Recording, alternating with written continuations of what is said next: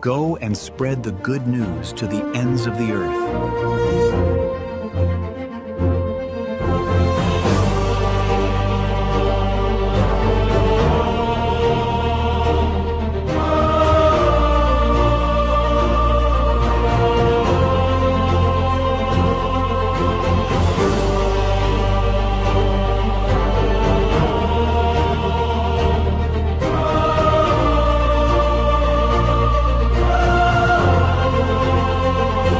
దేవుని యందు ప్రియమైన సహోదరి సహోదరులారా, దేవుని ప్రియ బిడ్డలారా, పరిశుద్ధాత్మ సర్వేశ్వరుని మహోత్సవం పెంతుకోస్తు పండుగగా శ్రీసభ జన్మ దినముగా ఈ రోజున మనము కొనియాడుతూ ఉండగా, మున్ముందుగా మీ అందరికీ పరిశుద్ధాత్మ దేవుని పండుగ శుభాకాంక్షలను దీవెనలను అందిస్తూ ఉన్నాను. I wish you all a very very happy feast. ఈ రోజున మన ధ్యానాంశం దేవుని యందు ప్రియులారా, వరప్రదాత పరిశుద్ధాత్మ దేవుడు. చెప్పండి అందరూ. ఎవరండి పరిశుద్ధాత్మ దేవుడు అంటే? వరములనిచ్చు దేవుడు. ఆత్మదేవుడు దిగివచ్చును, ఇంకా అందరినీ ఆవరింపగను. ఆధ్యాత్మిక వరములతో నింపడానికి ఆయన వస్తూ ఉన్నాడండి దేవుని యందు ప్రియులారా. మనందరినీ తన వరములతో తన శక్తితో నింపడానికే ఆయన సిద్ధంగా ఉన్నాడు, ఆయన తపిస్తూ ఉన్నాడు. చాలాసార్లు చూడండి, మన కుటుంబాలలో అమ్మకి అన్నం తినిపించాలి అన్న కోరిక ఉంటుంది, కానీ ఆడికి తినడానికి ఇష్టం ఉండదు. ఆటలాడతానంటాడు. ఆకలి వేసి నాకు ఆకలిస్తుంది, నేను అన్నం తినాలన్న నా కోరిక కన్నా, తల్లిదండ్రుల కోరిక, బిడ్డల కోరిక కన్నా తల్లిదండ్రుల కోరిక గొప్పగా ఉంటుంది దేవుని యందు ప్రియులారా. అదేవిధంగా దేవుని బిడ్డలమైన మనం ఆయన కొరకు ఆశిస్తున్నామో లేదో, ఆయన కొరకు ఆకలి కొని ఉన్నామో లేదో, ఆయన కొరకు తప్పిస్తున్నామో లేదో, ఆయన కొరకు దాహం కలిగి ఉన్నామో లేదో, కానీ దేవుడు మాత్రము తన వరములతో తన దీవెనలతో మనందరినీ నింపాలని ఆయన ఆశపడుతూ ఉన్నాడు. అందుకే వరప్రదాత పరిశుద్ధాత్మ దేవుడు అంటూ ఉన్నాం. మరి ఆయన ఇచ్చే వరములు ఏమిటి అని చూసినట్లయితే 9 వరాలు దేవుని యందు ప్రియులారా. ఈ 9 వరాలని 3 వర్గాలుగా 3 కేటగిరీస్గా విభజించినట్లయితే ఆత్మ ప్రత్యక్షత వరాలు, శక్తి వరములు, సంభాషించు వరములు. ఆత్మ ప్రత్యక్షత వరములలో మొట్టమొదటిది వివేక వరము, రెండవది జ్ఞానవరము, మూడవది ఆత్మలను వివేచించు వరము. ఆత్మలను వివేచించు వరము. ఓకే, వివేకవరము, జ్ఞానవరము, ఆత్మలను వివేచించు వరము. ఇవి ఆత్మ ప్రత్యక్ష వరాలంట. రెండవది శక్తి వరములు. అవి 3 మరలా. విశ్వాసము అనే వరము, స్వస్థత అనే వరము, అద్భుతములు చేయు వరము. ఇది శక్తి వరములు. మూడవది సంభాషించు వరములు, అంటే భాషావరము. ఈనాడు పేతురు గారు ఆ శిష్యులందరూ మాట్లాడుతుంటే ఎవరి భాషల్లో వాళ్ళు అర్థం చేసుకుంటున్నారు చూడండి. భాషావరము, భాషలను వివరించు వరము, ప్రవచనావరము. ఇవి సంభాషణ వరాలు. సో ఈ కన్ఫ్యూజన్గా ఉన్నట్లయితే ఆ యొక్క డివిజన్స్ అన్ని పక్కన పెట్టి లైన్గా 9 అర్థం చేసుకుందాం. మొట్టమొదటి చెప్పనందరూ వివేకవరము, జ్ఞానవరము, ఆత్మలను వివేచించు వరము, విశ్వాసవరము, స్వస్థత వరము, అద్భుతములు చేయు వరము, భాషావరము, భాషలను వివరించు వరము, ప్రవచనావరము.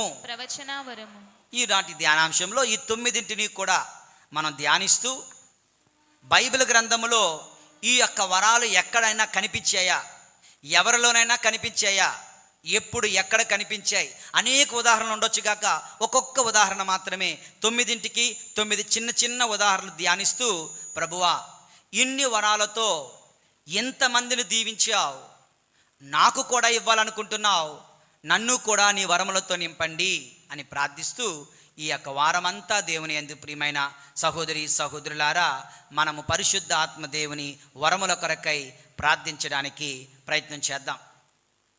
ఈ రోజున ముఖ్యంగా మనందరం గుర్తుంచుకోవాలి, ప్రవేశ వచనాలు చెప్పినట్లుగా పెంతుకోస్తు అంటే ఏంటని చెప్పాను, 50వ రోజు అని. ఓకే, పెంతుకోస్తు అంటే 50వ రోజు.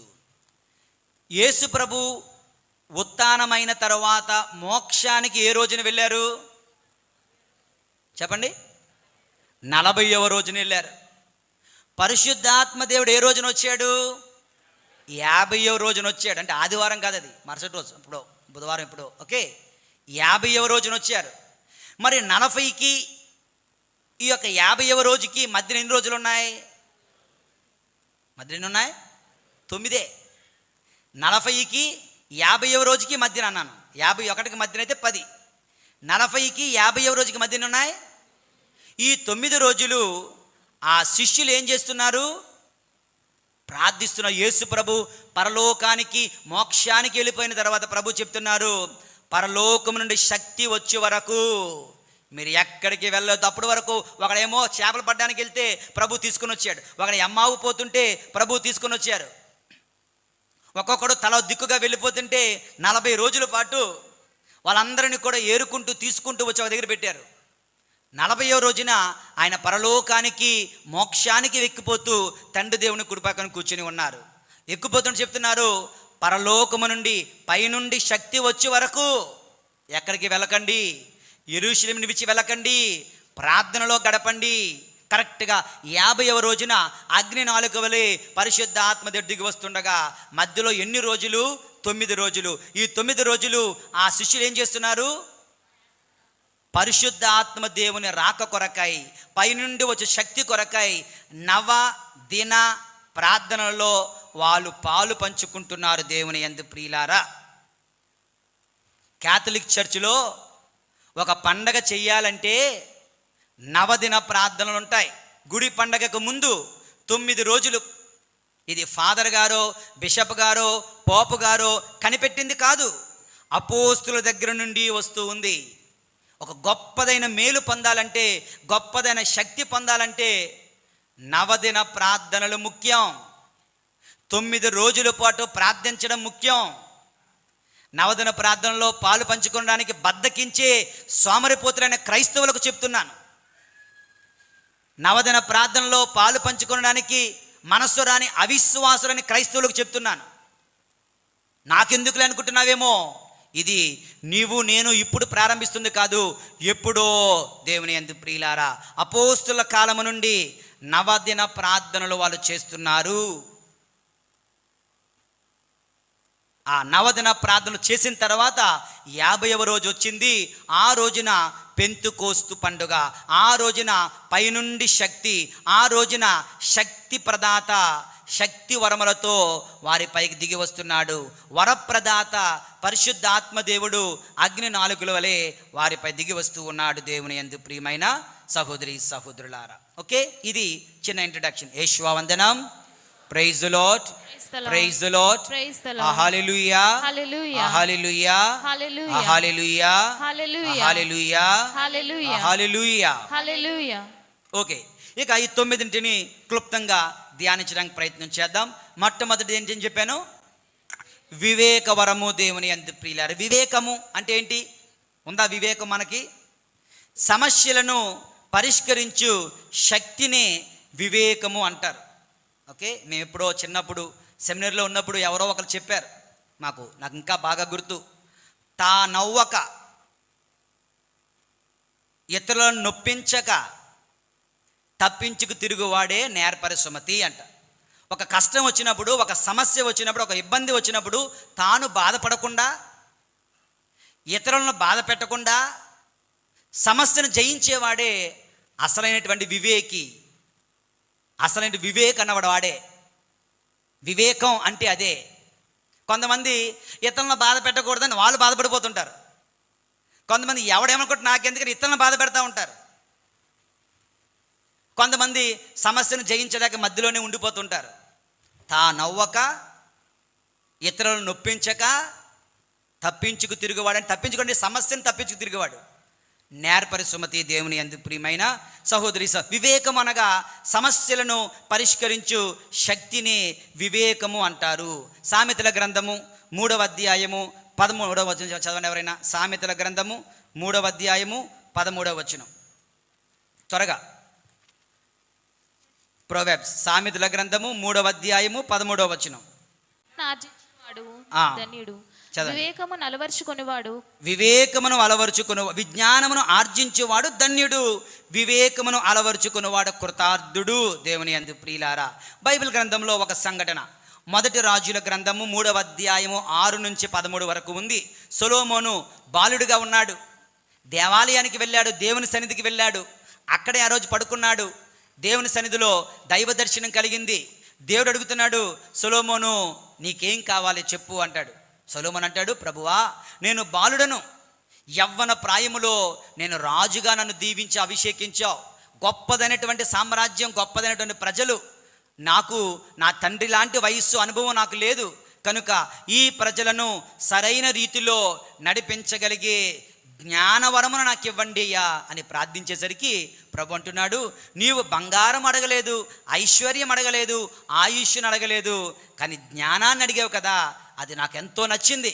కనుక నేను నీకు జ్ఞానాన్ని ఇస్తాను, ఐశ్వర్యాన్ని ఇస్తాను, ఆయుష్నిస్తాను. నీకంటే జ్ఞానవంతుడు ఈ లోకంలో మరొకడు ఉండడు అన్నట్టుగా నేను దీవిస్తాను అంటూ ప్రభు జ్ఞానమును, ఐశ్వర్యమును, ఆయుష్ను, సమస్త వరాలను కూడా ఆ యొక్క సొలొమోనుకు దేవుడు ఇవ్వడం జరిగింది. దేవుని యందు ప్రియులారా, ఈ విషయాలు మాత్రం అడగనదే అమ్మైనా అన్నం పెట్టదంటారే, అది ఎంతవరకు నిజమో నాకు తెలియదు, కానీ ఇక్కడ మాత్రం నిజం. God is not going to give us these blessings unless we ask of him. ఈ వరాలు దేవుడు మాత్రం అడగకపోతే ఇవ్వడు. ఏంటది? పరిశుద్ధాత్మ వరాలు. జ్ఞానము అనే వరమును అడగకపోతే దేవుడు నీకు ఇవ్వడు. ప్రభు ఇవ్వాలనుకుంటున్నాడు, కానీ దానికి జరగాలి. ప్రభువా జ్ఞానవరముతో నన్ను ఆశీర్వదించు, సొలొమోనుకి ఇచ్చిన జ్ఞానవరంతో నన్ను ఆశీర్వదించు అని. ఒక ఇంటికి వెళ్ళాను. ఆ ఇంటిలో ఆ పిల్లలు పడుకుని పోతున్నప్పుడు బ్లెస్సింగ్కి వచ్చారు వాళ్ళ తల్లిదండ్రుల దగ్గరికి. ఆ తల్లిదండ్రులు వాళ్ళని బ్లెస్సింగ్ ఇస్తున్నారు. బ్లెస్సింగ్ ఇచ్చిన తర్వాత పిల్లలు పడుకుంటున్నారు. ఆ బ్లెస్సింగ్లో ఓకే, సొలొమోనుకి ఇచ్చిన జ్ఞానవరాన్ని మా బిడ్డలకు ఇవ్వండి తండ్రి అని ప్రార్థించి వాళ్ళు పడుకోవడానికి పంపించారు. తల్లిదండ్రుల దీవెనలు ఫలిస్తాయి. మన రోజుల్లో తల్లిదండ్రుల దగ్గర బ్లెస్సింగ్కి వెళ్ళడానికి సిగ్గుపడతారు కదా, వెళ్ళి బ్లెస్సింగ్ తీసుకోవడానికి సిగ్గుపడతారు. కొన్ని తాత మామల దగ్గరికి వెళ్ళి బ్లెస్సింగ్ తీసుకోమని సిగ్గుపడతారు. చెత్త పనులు చేయడానికి, పాపిష్టి పనులు చేయడానికి, బూతు మాటలు మాట్లాడడానికి సిగ్గుపడి రావడం, మంచి పనులు చేయడానికి సిగ్గుపడతారు. దేవుని యందు ప్రియులారా, తల్లిదండ్రుల దీవెనలు, తాత ముత్తాతల దీవెనలు, తాత తండ్రుల దీవెనలు ఫలిస్తాయి. బిడ్డలను దీవించండి. బిడ్డలారా ప్రభుని అడగండి, ప్రభువా సొలొమోనుకు నువ్వు ఇచ్చిన జ్ఞానవరాన్ని నాకు ఇవ్వండి అని. దానివలన ఒక గొప్ప అద్భుతం, చాలా అద్భుతాలు జరిగాయి. అందులో ఒక అద్భుతం దేవుని యందు ప్రియులారా, మొదటి రాజుల గ్రంథము 3వ అధ్యాయము 16వ వచనం నుంచి 28వ వచనం వరకు మనం చూస్తున్నాం. ఒక ఇద్దరు తల్లులు ఉంటారు. ఇద్దరు తల్లులకి ఇద్దరు గర్భిణీలు అయ్యారు. ఇద్దరు ఒకే రోజున బిడ్డను కన్నారు. ఇద్దరు ఒకే ఇంట్లో ఉంటున్నారు, పక్క మంచాలు అంతే. అయితే ఒక తల్లి బాగా సోమరిపోతుంది. సోమరిపోతు తల్లి ఏం చేసింది, కడుపు నిండా తిని పిల్లోడిని పక్కనేసుకొని నిద్రలో అటు ఇటు దొర్లింది. గుమ్మడికాయ నిమ్మకాయ మీద దొరికితే ఏమవుతుంది, అలా ఈ తల్లి ఆ బిడ్డ మీద దొరిలేసరికి బిడ్డ ఊపిరాడ చచ్చిపోయాడు. మధ్యరాత్రిలో లేచి చూసుకుంది, బిడ్డలో ఊపిరి లేదు. ఆ పక్కన చూస్తే ఆ తల్లి హాయిగా పడుకుంది, బిడ్డ హాయిగా ఊపిరితో ఉన్నాడు. కనుక దొంగతనం వెళ్ళి ఈ బిడ్డను, చచ్చిపోయిన బిడ్డను ఆమె పక్కన పెట్టేసి బ్రతికి ఉన్న బిడ్డను తీసుకు పక్కన పెట్టేసుకుంది. ఉదయానికి లేచి చూసేసరికి ఆ తల్లి బిడ్డ చనిపోయి ఉన్నాడు. అరే ఈ బిడ్డ నా బిడ్డ కాదే, నా బిడ్డ నాకు తెలియదా, ఈ బిడ్డ నా బిడ్డ అంటే సోమరిపోతులు ఆల్సో ఒక బోనస్ ఏంటంటే గయ్యాలి గంపలు కూడా అవుతారు వాళ్ళు. ఓకే, పని తక్కువ మాటలు ఎక్కువ కదా, కనుక వాళ్ళ గొడవకు దిగింది. ఇక రాజుగారి దగ్గరికి వెళ్ళారు. రాజుగారు ఎవరు? సొలొమోను మహారాజు. అందరూ చూస్తున్నారు. ఇది ఎక్కడ ఆ రోజుల్లో DNA టెస్టులు లేవు. ఆ రోజుల్లో పిల్లల్ని ఎవరంత ఈజీ కనిపెట్టలేరు. కనుక DNA టెస్టులు అంటే ఎలాగ రాజు ఈ సమస్యను తీరుస్తారా అని చూస్తున్నారు. ఒక చచ్చిపోయిన బిడ్డను పక్కన పెట్టి ఈ బిడ్డ నా బిడ్డ అంటే ఈ బిడ్డ నా బిడ్డ ఇద్దరు కొట్టుకొని చేస్తున్నారు. రాజులు ఆలోచించారు. ఎవరు అక్కడ అని పిలిచారు. భటుడు వచ్చాడు. కత్తి తీసుకురా అన్నారు. బిడ్డను పెట్టుకొని 2 ముక్కలుగా చీల్చేసి తల ఒకరికి మొండు ఒకరికి ఇచ్చేసేయి, ఎందుకంటే నాకు చాలా పనులు ఉన్నాయి, వీళ్ళు నా టైం వేస్ట్ చేస్తున్నారు అన్నారు.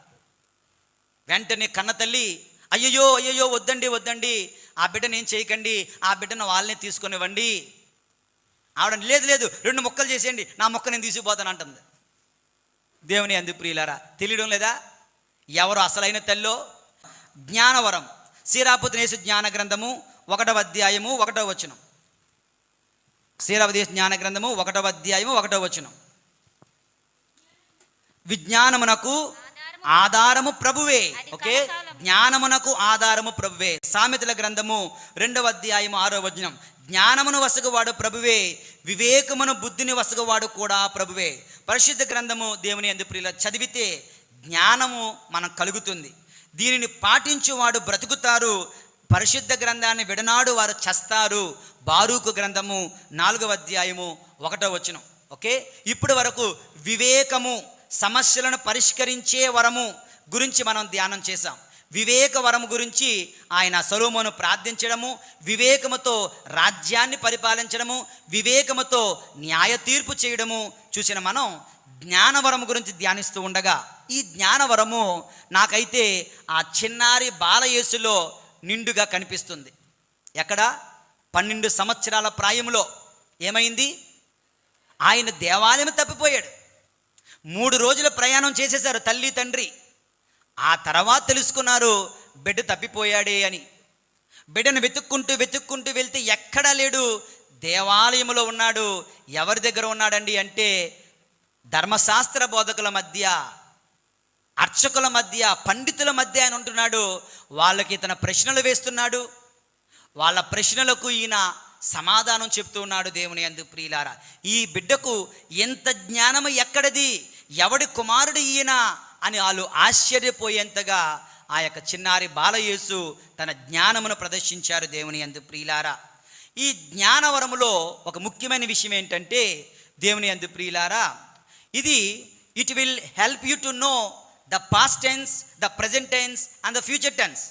నీ గతము, నీ ప్రస్తుతము, నీ భవిష్యత్తు కూడా తెలుసుకోగలిగేంత జ్ఞానము ఈ జ్ఞానవరము దేవుని యందు ప్రియులారా. ఇది బైబిల్ గ్రంథంలో యోహాను శుభవార్త 4వ అధ్యాయము 16వ వచనములో మనం చూస్తున్నాం.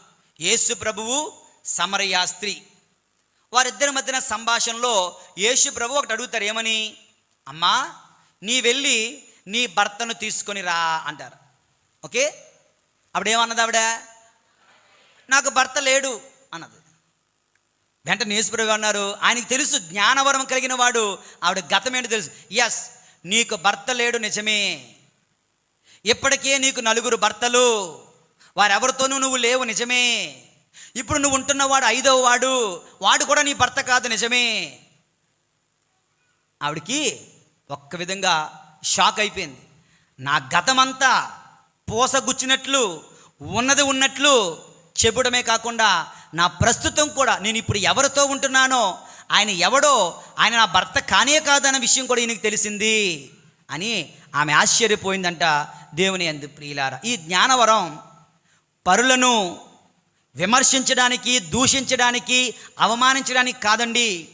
ఈ జ్ఞానవరం పరులకు హృదయ పరివర్తన, పశ్చాత్తాపము కలగ చేయడం కొరకు దేవుడు జ్ఞానవరాన్ని ఇస్తాడు. ఎందరో పునీతులకి ఈ వరం ఉంది. జాన్ మరియ వియాని ఒక అతను వచ్చి పాప సంగీతం చేస్తున్నప్పుడు నాకేమి గుర్తు రావడం లేదు, ఏం చేయాలో తెలియడం లేదు అంటే జాన్ మరియ వియాని గారు చెప్తున్నారు, ఇదిగో పలానా రోజున అక్కడ నువ్వు ఆ పాపం చేసావు కదా, అవునండి, దానికోసం పశ్చాత్తాపడు అనేవారు.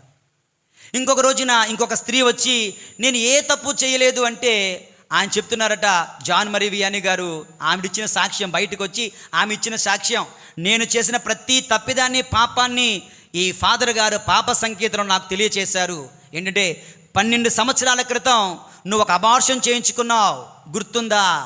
ఆ బిడ్డ పునీతుడు కావలసిన వాడు, నువ్వు గర్భంలోనే చంపేశావు అని చెప్పి ఫాదర్ గారు పాప సంకీర్తనలో ఆమె యొక్క గతాన్ని కూడా గుర్తు చేసి ఆ పాపానికి పశ్చాత్తాపడమన్నారండి. దేవుని యందు ప్రియులారా, జ్ఞానవరము నీ గతము, నీ వర్తమానము, నీ భవిష్యత్తును కూడా తెలియజేస్తుంది. ముఖ్యంగా ఇది సేవకులకు, దైవ సేవకులకు, లేదంటే పరిశుద్ధ జీవితాలు జీవించే వారికి ఎక్కువగా ఇతరుల యొక్క మారు మనసుకు ఉపయోగపడేలాగా మాత్రమే ఇస్తారు. కానీ చాలాసార్లు అనుకుంటాం ఒక ఫాదర్ గారికి కొంచెం ఎక్కువ పరిశుద్ధంగా జీవిస్తున్నాడు, శక్తివంతంగా జీవిస్తున్నాడు అంటే ఆయన దగ్గరికి పాప సంగీతం వెళ్ళడానికి భయపడతాం. ఎందుకని? నా పాపాలన్నీ చెప్పేస్తాడేమో, ఎందుకో ఇందుకు దూరంగా ఉందాం. దేవుని యందు ప్రియులారా, సో అది ఒకరిని అవమానించడానికి కాదు, మనలను పరిశుద్ధ జీవితం నడిపించడానికి మాత్రమే.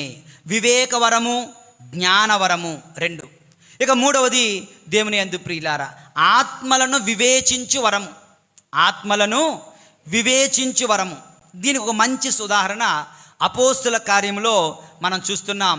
16వ అధ్యాయము 16 నుంచి 24. చాలా టైం పడుతుంది కనుక కథలుగా చెప్పేస్తాను, ఒక్కొక్క ఉదాహరణ చెప్పేస్తాను కథలుగా. ఓకే, ఇక్కడ ఏం జరిగిందండి అంటే ఫిలిప్పు పట్టణంలో పౌలు సిలాసులు వెళ్ళారు. ఏ పట్టణము? ఫిలిప్పీల పట్టణం. అందులో ఎవరెవరు వెళ్ళారు? పౌలు సిలాసులు వెళ్ళారు.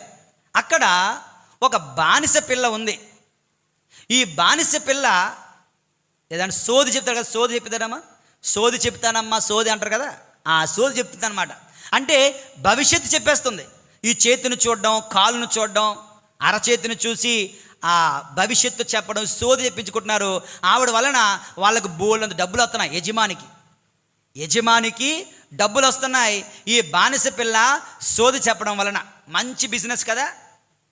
అలాంటప్పుడు ఈ పౌలు సిలాసులు ఆ పక్క నుంచి వెళ్ళిపోతున్నప్పుడు వెంటనే ఈమె ఏమంటుంది? ఇదిగో మహోన్నతుడైన సర్వేశ్వరుని సేవకులు, మీరు ఎట్లు రక్షింపబడవలనో వీరు మీకు తెలియచేయగలరు అని చెప్పింది. ఒకసారి చెప్పింది, ఊరుకున్నారు వాళ్ళు. మరుసటి రోజు కూడా సేమ్ డైలాగ్, 3వ రోజు సేమ్ డైలాగ్, ప్రతిరోజు ఇదే. ఇదిగో మహోన్నత సర్వేశ్వరుని దేవుని సేవకులు, మీరందరూ ఎలా రక్షింపబడగలరో వీరు మీకు చెప్పగలరు అని చెప్తున్నారు. పౌలు ఒక్కసారిగా ఆమె వైపు తొంగి చూచాడు. ఆమెలోనికి చూసేసరికి ఆత్మలను వివేచించి వరము కలిగిన పరిశుద్ధాత్మ నింపబడినటువంటి పౌలు గారు, ఆమెలో ఉన్నటువంటి ఆత్మ పరిశుద్ధాత్మ కాదు, మానవ ఆత్మ కాదు, అది దుష్టాత్మ, దెయ్యముచే పీడింపబడుతుంది. ఆమెలో ఒక దెయ్యము ఉంది, అందువలన ఆమె ఈ సోది చెబుతుంది, భవిష్యత్తు చెబుతుంది అంటూ పౌలు గారు గద్దించి, యేసు నామములో నేను నిన్ను గద్దిస్తున్నాను, బయటకు పొమ్ము అన్నప్పుడు ఆ దెయ్యం విలవెల్లాడించి బయటికి వెళ్ళిపోతుంది. ఈ బాలిక పిల్ల విడుదల పొందుతుంది. హ్యాపీ కదా? హ్యాపీయా? హ్యాపీ కాదు. ఎందుకని? బిజినెస్ పోయింది వాడికి బిజినెస్ పోయిందని వీళ్ళ మీద కేసు పెడతాడు, వీళ్ళిద్దరిని జైల్లో పెడతారు. తర్వాత దేవుని యందు ప్రియులారా, మంచి చేయడం అంత ఈజీ కాదు. ఎంత పాపిష్టి పనైనా చేసి హాయిగా తిరిగేయచ్చు. మంచి చేసేవాడు మాత్రం భయపడుతూ బతకాలి. ఆ రోజుల్లో కూడా అదే పరిస్థితి. దెయ్యాన్ని వెడలగొట్టి బానిస పిల్లను స్వస్థపరిస్తే, విడుదల కలిగజేస్తే వాళ్ళిద్దరిని జైల్లో పెట్టించారు. సరే దేవుని యందు ప్రియులారా, ఇక్కడ పౌలు గారిలో ఉన్నటువంటి ఆత్మ వరం ఏంటండి అంటే ఆత్మలను వివేచించు వరము. నిజానికి ఈ లోకంలో 3 రకాల ఆత్మలు ఉంటాయంట. దేవుని ఆత్మ, సైతాను ఆత్మ, మనుష్యుల ఆత్మ. ఈ 3 మనలో పనిచేస్తుంటాయి. ఒక్కొక్కసారి ఒకటి ఎక్కువగా, మిగతా 2 తక్కువగా. నీలో దేవుని ఆత్మ ఎవరిలోనైనా ఉంది అంటే ఎలా తెలుస్తుంది? కొన్ని లక్షణాలు. మొట్టమొదటికి ఆయనలో ప్రేమ ఉంటుంది. ఆయనలో, ఆమెలో, ఆ వ్యక్తిలో ప్రేమ ఉంటుంది. వారిలో దయ ఉంటుంది. వారిలో కనికరము ఉంటుంది. వారికి ఓర్పు ఉంటుంది. వారిలో సహనం ఉంటుంది. ఇవన్నీ ఉంటే వారిలో దేవుని ఆత్మ పనిచేస్తుంది. రెండోది మనుష్యుల ఆత్మ. ఓకే, మనుష్య ఆత్మ ఎలాగుంటుందో తెలుసా?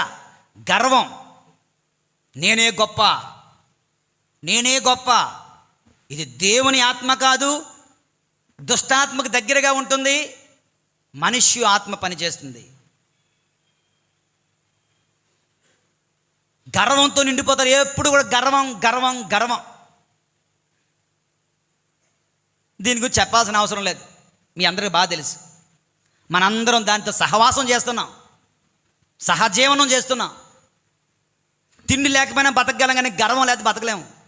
అలాగైపోయింది మన బతుకులు. ప్రతి ఒక్కడికి ముక్కోపమే, ప్రతి ఒక్కడికి రోషమే, పౌరుషమే. ఏంటంటే ఇతనిని ఎంత అవమానించినా ఎవరికి కన్నీళ్ళు రావు. తప్పు చేసిన నీవు, పాపము చేసిన నిన్ను మాత్రం ఒక మాట అంటే మాత్రం ఓ, అవునా కదా? 8:30 పూజకి 9:30కి వచ్చాడు ఒకడు అనుకుందాం. దివ్యసప్తం కుదిరే బాబు, గంట సేపు లేటుగా వచ్చేది చాలా అన్యాయం, యేసయ్యను అవమానించినట్లు, నువ్వు దివ్యసప్తం తీసుకొని వెనక్కి వెళ్ళిపో అన్నాను అనుకో. వినయాత్ముడు అనుకో, దేవుని ఆత్మతంలో ఉందనుకో, తప్పైపోయింది, నన్ను క్షమించండి, మళ్ళా ఇలా చెయ్యను అని వెనక్కి వెళ్ళిపోతాడు. మనుష్యుని ఆత్మ ఉందంటే, నన్ను ఇంత మాట అన్నారు కనుక మళ్ళీ రేపు నుంచి గుడికి రాను. మనుష్యుల ఆత్మ, గర్వంతో నిండిన ఆత్మ. దేవుని యందు ప్రియులారా, కోపం, ఊరకనే కోపం, అసూయ. ఎవరైనా ఇతరులు సంతోషంగా ఉంటున్నారంటే చూడలేం. అసూయ, స్వార్థం, అన్నీ నాకే కావాలి, అన్నీ నాకే, ఫస్ట్ నాకే, ఫస్ట్ లైను, ఫస్ట్ కుర్చీ, ఫస్ట్ ప్లేసు, ఫస్ట్ రీడింగు, అన్నీ నాకే. స్వార్థం, నేను తప్ప ఇంకెవడం ఉండలేదు ఈ లోకంలో, బతకట్లేదు, బతకూడదు, నేనే బతకాలి. మానవ ఆత్మ ఇలా ఉంటుందన్నమాట. పరుల గురించి ఏమాత్రం ఆలోచించనివ్వదు. ధనాశతో ఉన్నవాళ్ళు, భయము, సోమరితనం. ఎందుకు సోమరితనం అంటారంటే, ఎవడు కూడా స్కూల్కి లేటుగా వెళ్ళడు, కాలేజీకి లేటుగా వెళ్ళడు, డ్యూటీకి లేటుగా వెళ్ళడు, బిజినెస్కి లేటుగా వెళ్ళడు. ఒక మనుష్యుడు ఎవడైనా అపాయింట్మెంట్ ఇస్తే లేటుగా వెళ్ళడు. కానీ మనలో ఉన్న ప్రతి ఒక్కరం కూడా దేవుని సన్నిధికి లేటుగా వచ్చే ఏమంటారు, సోమరిపోతులమే. మనుష్య ఆత్మ మనల్ని కంట్రోల్ చేస్తుంది. ఇకపోతే తిండి బోధితనము, నిద్రపోవడం. ఇప్పుడు ఎవరో వృద్ధులు హై డోస్ ట్యాబ్లెట్లు వేసుకొని నిద్రపోతానంటే okay, it's okay, no problem. యవ్వన ప్రాయంలో ఉన్న కుర్రవాళ్ళు కూడా గుళ్ళోకి వచ్చి నిద్రపోతే అది దేవుని ఆత్మ కాదు, దుష్టాత్మ కాదు, మానవ ఆత్మ. Human spirit is dominating that fellows life. Human spirit is dominate that fellows life. కనుక దేవుని యందు ప్రియులారా, ఇవన్నీ ఉన్నాయా మనకి? ఉన్నాయి, దేవుని యందు ప్రియులారా. ఇక మూడవది సైతాను ఆత్మ, దుష్టాత్మ, త్రాగుబోత్తనం. అదేంటో, బాటిల్ లేకపోతే నిద్ర రాదు. ఎవడు చెప్పాడు? మరి లోకంలో అందరూ ఎలా నిద్రపోతున్నారు? దుష్టాత్మ ఏంటంటే త్రాగుడికి అలవాటు పడిపోయినటువంటి దుష్టాత్మ. ధూమపానం, అది దుష్టాత్మ. నీ శరీరాన్ని, దేవుడిచ్చిన ఆలయాన్ని నాశనం చేసేంతవరకు నిద్రపోదు దుష్టాత్మ. దేవుని యందు ప్రియులారా, ధూమపానం. వ్యభిచారం, దుష్టాత్మ. అపవిత్రత, చెడ్డ సినిమాలు చూడడం, బూతి సినిమాలు చూడడం, దుష్టాత్మ. మోహము, గుడిలోకి వచ్చిన తర్వాత కూడా ఒక కుర్రోడు వచ్చి ఆ కిటికీలో చూస్తుంటాడు అన్నమాట, తన క్యాండిడేట్ వచ్చిందా లేదా అనేసి. ఏంటిది? దుష్టాత్మ, దెయ్యం పట్టుకొని ఉన్నదన్నమాట.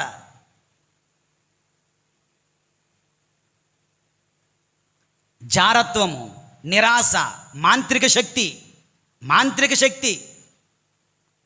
ఎవరైనా నచ్చలేదనుకో, వాళ్ళ మీద ఒక మాంత్రిక శక్తి ప్రయోగించడమే ఉన్నాయి. ఇవన్నీ కూడా దుష్టాత్మలు దేవుని యందు ప్రియులారా. కనుక వి నీడ్ పరిశుద్ధాత్మ, వరప్రదాత దేవుని యొక్క అనుగ్రహం. ఆత్మలు ఎవరిలో ఏ ఆత్మ పనిచేస్తుందో తెలుసుకుని మనం ముందుకు వెళ్ళాలి. అది కావాలంటే దేవుని శక్తి మనకు కావాలి, దేవుని యందు ప్రియులారా. పరిశుద్ధాత్మ దేవుని శక్తి మనకు కావాలి, దేవుని యందు ప్రియులారా. ఓకే, వివేకవరము, జ్ఞానవరము, ఆత్మలను వివేచించే వరము. యేషువ వందనం. Praise the lord.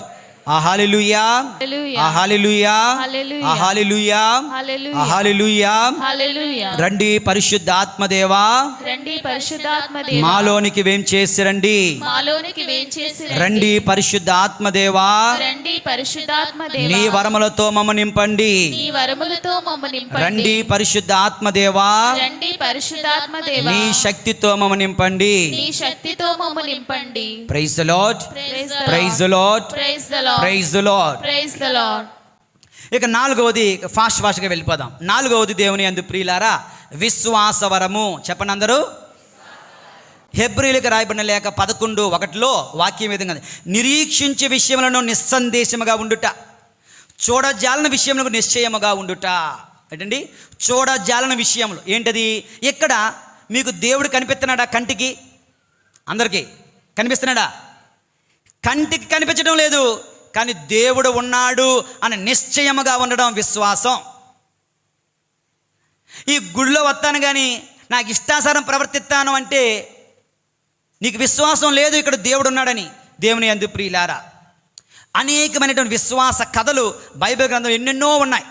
అందులో ఒకటి రక్తస్రావ రోగి విశ్వాసం. ఏముంటుంది? ప్రభు గురించి విన్నది, ప్రభు అంగీ అంచును తాకితే చాలు నేను స్వస్థత పొందని విశ్వసించింది, వెళ్ళి ఆయన అంగీ అంచును తాకింది, ప్రభు శరీరం నుండి శక్తి ప్రవహించింది. చుట్టూ ఎందరో ఉన్నారు, ఆయన మీద పడుతున్నారు, ఆయన గుద్దుతున్నారు, ఎవరికీ శక్తి రావడం లేదు. కానీ ఈ స్త్రీకి మాత్రమే అంగీ అంచును తాకితే చాలు శక్తి ప్రవహించింది. అంటే దేవుని యందు ప్రియమైన సహోదరి సహోదరులారా ఎంత విశ్వాసం! శతాధిపతి, 100 మందికి అధిపతి, అయ్యా నా సేవకుడికి బాగలేదయ్యా, పద నేను వస్తాను అంటారు. లేదు లేదు, మీరు నా ఇంట ప్రవేశించుటకు నేను యోగ్యుడిని కాను. మరి ఏం చేయమంటావు? ఒక్క మాట పలుకు చాలు ప్రభువా, ఎక్కడ నువ్వు పలికితే అక్కడ నా సేవకుడు స్వస్థత పొందుతాడు. ఎంత గొప్ప విశ్వాసం అంటాడు ప్రభు. అబ్రహాము విశ్వాసం గురించి మనకు తెలిసిందే. యెహోషువ విశ్వాసం. యెహోషువ 10:12-14 యుద్ధం జరుగుతూ ఉంది. సూర్యుడు అస్తమిస్తే మళ్ళీ యుద్ధం ఆపేయాలి, మళ్ళీ మరుసటి రోజు యుద్ధానికి రావాలి. మరుసటి రోజు యుద్ధానికి వస్తే శత్రువులు సైన్యం మళ్ళీ పెంపొందించుకుంటారు. కనుక యుద్ధం ఇప్పుడు అయిపోతే వాళ్ళు ఓడిపోతారు. కనుక ఏమంటున్నాడు? ఓ సూర్యుడా, చంద్రుడా, నువ్వు ఎక్కడ ఉన్నావు అక్కడ నిలిచిపో అంటాడు. ప్రార్థిస్తాడు దేవుడిని. వాక్యం చెబుతుంది, అటువంటి రోజు మరొకటి లేదు. సూర్య చంద్రులను ఆజ్ఞాపించగా 24 గంటలు కదలకుండా ఉండిపోయాయి. 24 hours అలా నిలిచిపోయింది. తన యుద్ధం తాను చేసుకోగలిగాడంటే దేవుని యందు ప్రియులారా. ఈ మధ్యనే ఎక్కడో చదివిన పేపర్లో, ఎక్కడో న్యూస్లో, ఆది నుండి కూడా రోజులు లెక్కేస్తున్నారు సైంటిస్టులు. లెక్కేస్తే 24 గంటలు మిస్ అవుతుందంట. Just 1 day is missing. ఎక్కడ మిస్ అవుతుంది, ఎలా మిస్ అయ్యింది అంటే the answer is found in the Bible.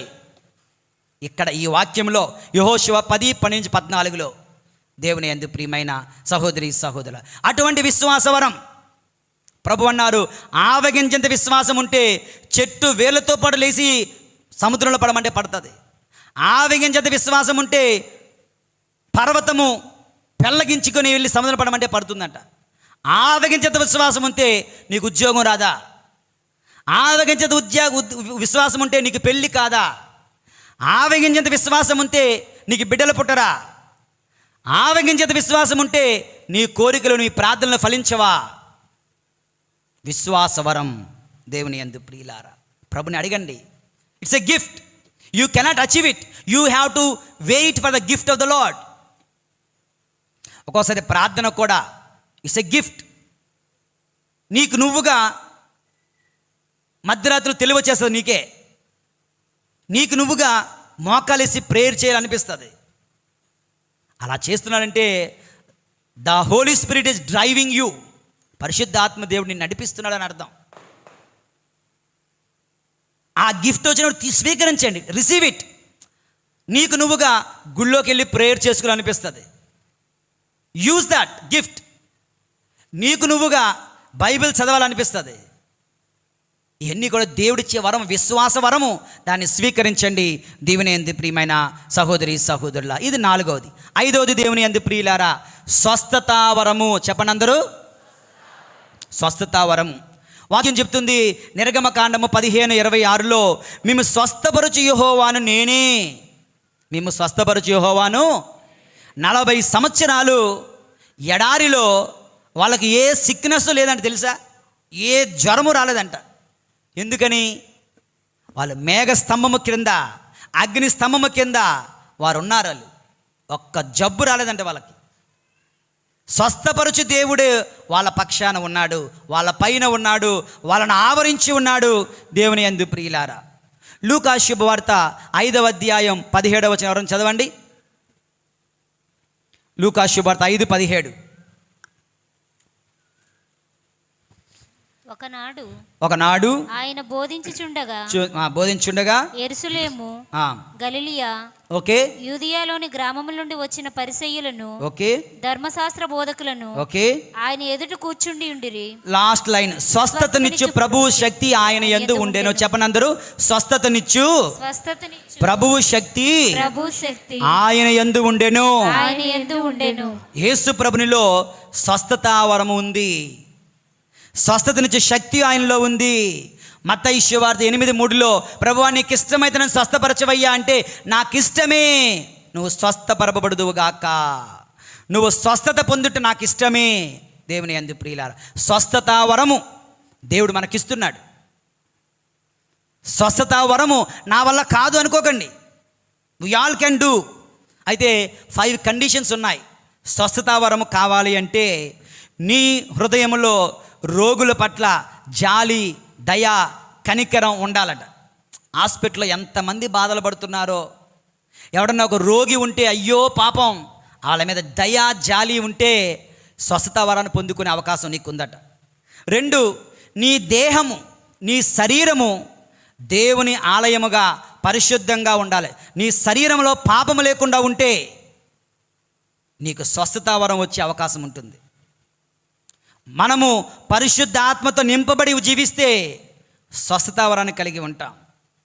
దేవుని శక్తి నాలో ఉంది అని విశ్వసిస్తే స్వస్థతా వరాన్ని మనం పొందుకోగలం. యేసు వలె మనము కూడా దేవుని వాక్యాన్ని ఇతరులకు పంచగలిగితే స్వస్థతా వరం మనం పొందుకుంటాం దేవుని యందు ప్రియులారా. కనుక స్వస్థతా వరము కొరకు ప్రార్థించాలి, పరులకు మేలు చేయడం కొరకు ప్రార్థించాలి, మన రోగాల నుంచి మనం విముక్తిని చేయమని కూడా ప్రభుని ప్రార్థించాలి. పరిశుద్ధ ఆత్మదేవుడు స్వస్థతా వరాన్ని ఇస్తాడు. 6వది, అద్భుతములు చేయవరము. చెప్పండి అందరూ, అద్భుతములు చేయవరము. అద్భుతాల గురించి ఎక్కడ వెతికితే దొరుకుతాయి చెప్పండి? ఎక్కడ? బైబిల్ మొత్తం అద్భుతాల గ్రంథమే. బైబిల్ అంటేనే నిజానికి బైబిల్ గ్రంథమే అద్భుతముల గ్రంథం. Full of miracles Bible. అందుకే మనం బైబిల్ని చదవాలి. బైబిల్ని చదివేవాడు రక్షింపబడతాడు, బైబిల్ను విస్మరించేవాడు శపించబడతాడు. బారూకు 4:1. దేవుని యందు ప్రియులారా, కనుక యేసు ప్రభు జీవితంలో ఎన్నెన్నో అద్భుతాలు. ఈ మోషే ఎర్ర సముద్రాన్ని 2 పాయలుగా చీల్చి, ఎంత గొప్ప అద్భుతం! ఎర్ర సముద్రాన్ని 2 పాయలుగా చీల్చగా దాని గుండా, మధ్య గుండా ఆ యొక్క ఇజ్రాయేల్ పని నడిపించుకొని వెళ్తున్నారు. యూట్యూబ్లో ఒక ఛానల్ ఉంది, షార్ట్స్ ఏంటంటే, మనం ఎలా ఊహించుకుంటాం, నిజానికి అది ఎలా ఉంటుంది అన్నది దాని కథ. ఒక అన్ని 15 సెకండ్లు 20 సెకండ్లే ఉంటాయి. అందులో ఒకటి చూశాను, ఇది మనం ఊహించుకొని ఎర్ర సముద్రం ఎలాగుంటుంది, ఎర్ర సముద్రం విడిపోవడం, మనం నడిచి వెళ్ళిపోవడం, మనం ఎలా ఊహించుకుంటాం, నీరెండి వెనక్కి వెళ్ళిపోవడం కదా. నిజానికి అది ఎలా జరిగింది అని అందులో ఉంటుందన్నమాట.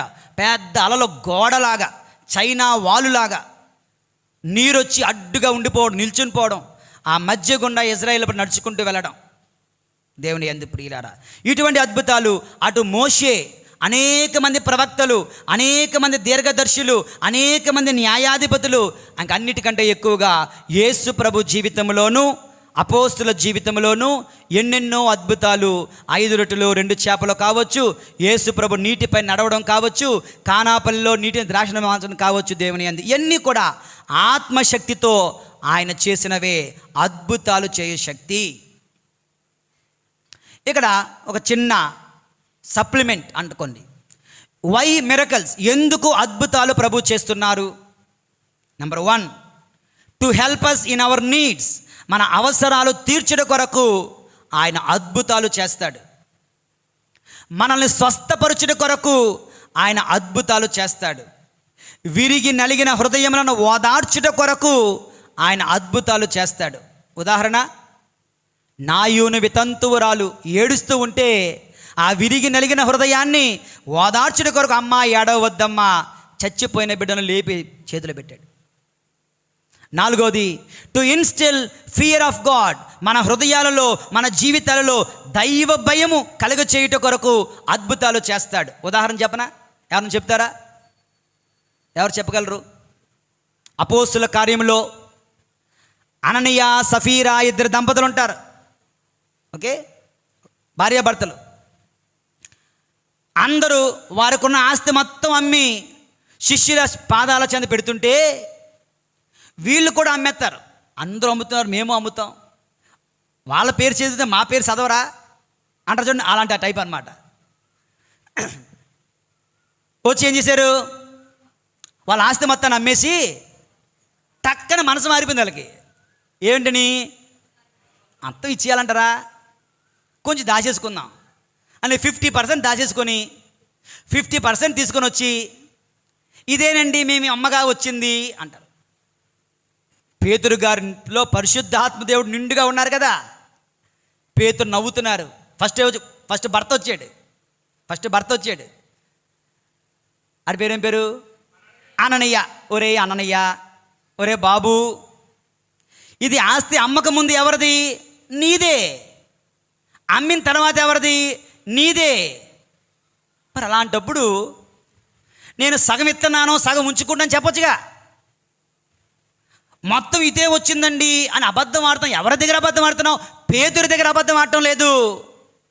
పేతురులో ఉన్న పరిశుద్ధాత్మ దేవుని దగ్గర నువ్వు అబద్ధం ఆడుతున్నావయ్యా. కనుక పరిశుద్ధాత్మ దేవునికి నువ్వు ముందు అబద్ధం ఆడినందుకు ఎక్కడికెక్కడే పడి చత్తువు కాక తప్పని చచ్చిపోయాడు. చచ్చిపోవడమే. 4 వచ్చారు, ఎత్తారు, తవ్వారు, పాతేశారు. ఇంకా వాళ్ళు రాలేదు. అమ్మగారు వచ్చారు. ఆవిడ పేరు సఫీరా. మా ఆయనేడి, మీ ఆయన సంగతి తర్వాత, ఏంటి ఎందుకు వచ్చావు, ఏంటి అమ్మారా? అమ్మేశాం. ఏది ఎంత వచ్చింది? ఇంతే వచ్చింది. సేమ్. అప్పుడే వాళ్ళు కాలు కడుక్కొని వస్తున్నారు లోపలికి 4. ఇదిగో నీ భర్తను పాతిపెట్టిన వాళ్ళు గుమ్మం దగ్గరే ఉన్నారు, వాళ్ళే నిన్ను కూడా వెళ్ళి పాతి పెడతారు కాక అన్న. టప్పని చచ్చిపోయింది ఆవిడ కూడా.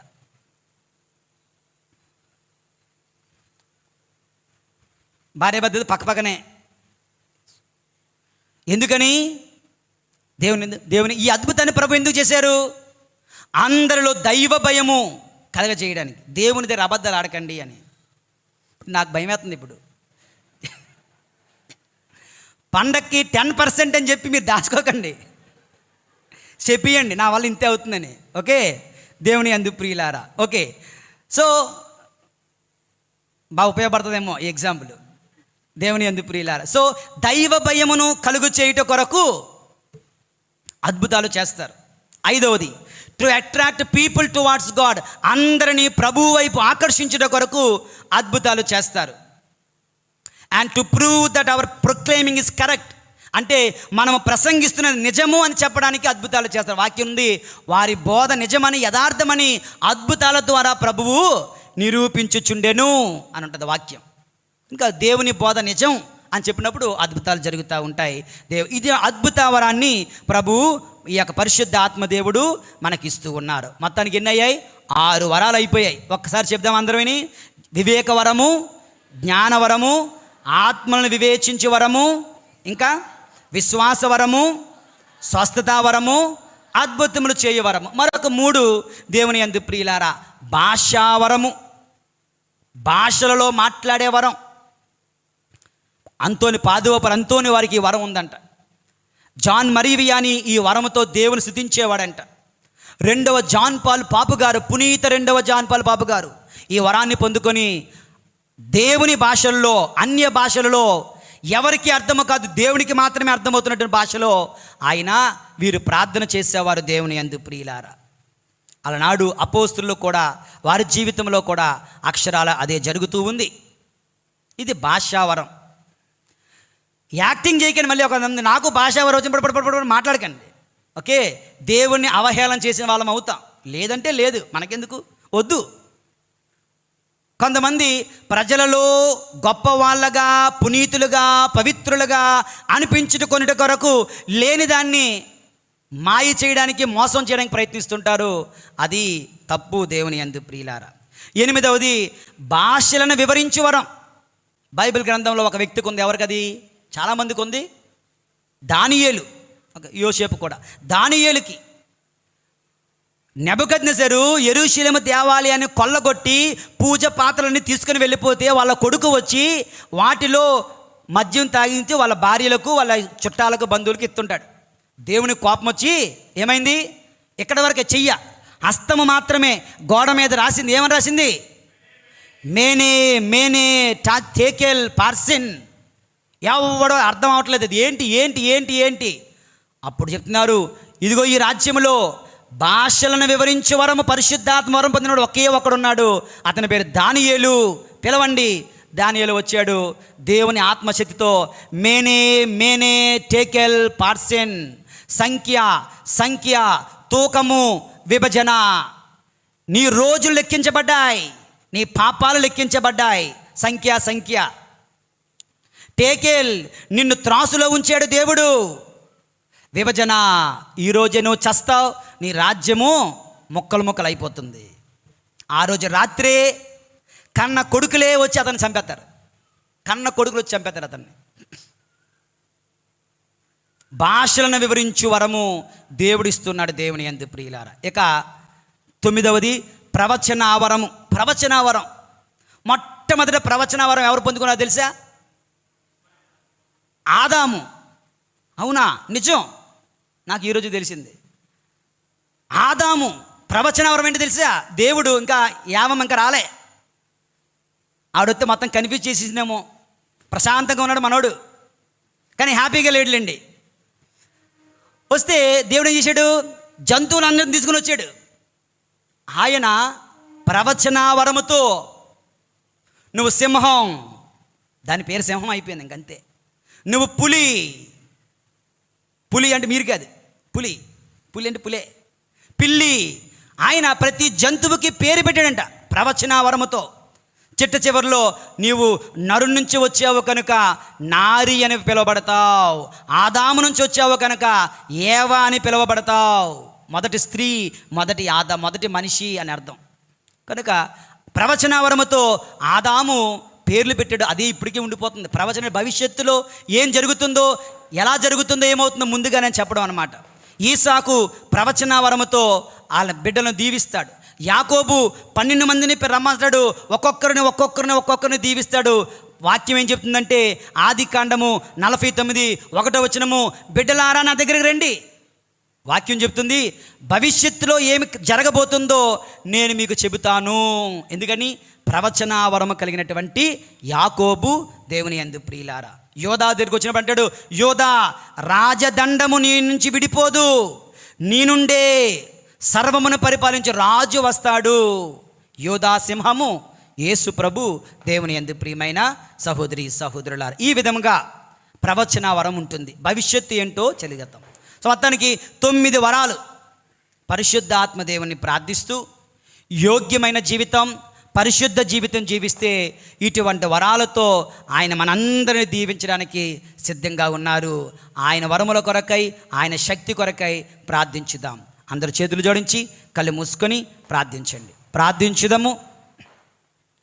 పరిశుద్ధుడైన తండ్రి, ప్రేమగల ప్రభువా, ఈ పెంతెకోస్తు పండుగ రోజున పవిత్ర ఆత్మ సర్వేశ్వరుని పండుగను కొనియాడుతుండగా ప్రభువా, వరప్రదాత పరిశుద్ధాత్మ దేవుడిని మాకు తెలియజేశారు. ఎన్నెన్నో వరాలతో ఆయన ఏ విధముగా అనేక మంది బైబిల్ వ్యక్తులను దీవించినట్లుగా మమ్మలను కూడా ప్రభు ఆశీర్వదించండి. వివేక వరమును మాకు ప్రసాదించండి. సమస్యలను ఎదిరించే శక్తిని మాకు దయచేయండి. జ్ఞాన వరమును మాకు ప్రసాదించండి ప్రభువా. ఆత్మలను వివేచించి వరము మాకు దయచేయండి. అవిశ్వాసం మాలో ప్రభు అవిశ్వాసాన్ని తొలగించి విశ్వాస వరమును దయచేయండి తండ్రి. స్వస్థతా వరమును దయచేయండి ప్రభువా. అద్భుతములు చేయు శక్తిని మాకు దయచేయండి తండ్రి. నీ చిత్తమైన చో ప్రభువా, నిన్ను భాషా వరములతో స్తుతించే వరమును, భాషలను వివరించే వరమును, ప్రవచనా వరమును మాకు దయచేయమని మీ దివ్య కుమారుడు మా ప్రభు అయిన యేసు నామములో మేము అడిగి వేడుకొనుచున్నాము పరమ తండ్రి. అందరూ లేచి